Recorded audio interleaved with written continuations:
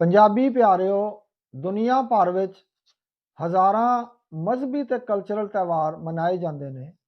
पंजाबी कौम नूं अपनी तारीख तो कटे हुए लगभग पौने 200 साल हो गए ने। पंजाबियों नूं अपने मजहबी त्यौहारों के नाल नाल कल्चरल त्यौहार भी मनाने चाहिए ने, जिन्हां दा तलक अपनी धरती नाल होवे।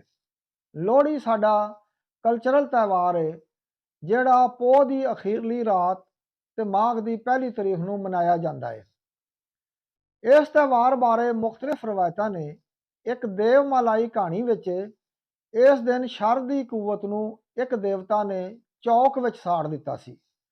एक होर रवायत जिहड़ी दिल नूं लगदी है, जिन्हों सारी दुनिया जानती है, शक्कर ते गुड़ की सौगात पंजाबियां मुतारफ कराई है। जिवें विसाखी का त्यौहार कणक का त्यौहार है, इस तरह लोहड़ी नूं गुड़ दे नाल मनसूब किया जाता है। पोह की आखिरी तारीख सर्दी का अरूज ते माघ की पहली तारीख मोड़ पै जाता है। गन्ने की फसल भी तैयार हो जाती है। दी रौ नूं कड़ाहे विच लोड़ लोड़ के गुड़ बनाया जाता है। लोहड़ी ते रौ की खीर ते साग भी पकाया जाता है।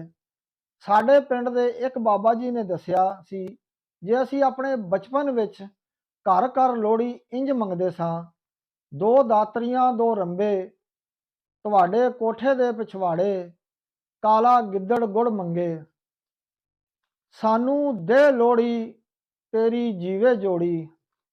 लोहड़ी ते पोह रिनिया जाता है तो माघ खादा जाता है। दुल्ला एक मजामती किरदार है, उन्होंने आम लोकाई दे नाल सूफिया की हमायत भी हासिल सी, खास तौर पर शाह हुसैन वर्गे सूफी दी। अकबर के दौर में सरकारी एहलकार कंवारी कुड़ियां नूं चुक लैंदे सन। दुल्ला भट्टी पंजाब का अणखी ते लजपाल पुत्र सी।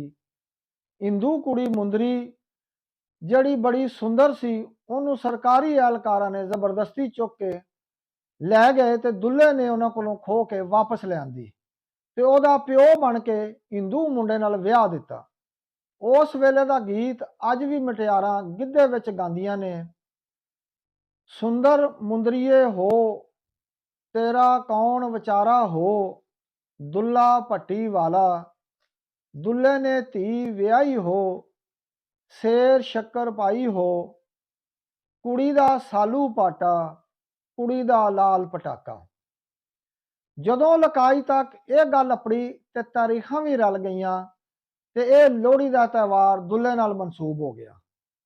चढ़दे पंजाब विच इस दिन छुट्टी हुंदी है ते धूम धाम नाल यह दिन मनाया जाता है।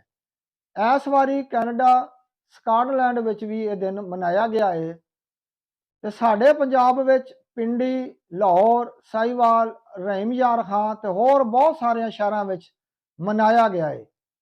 यह गल साबित करती है जे पंजाब जाग रहा है। जीवे पंजाब।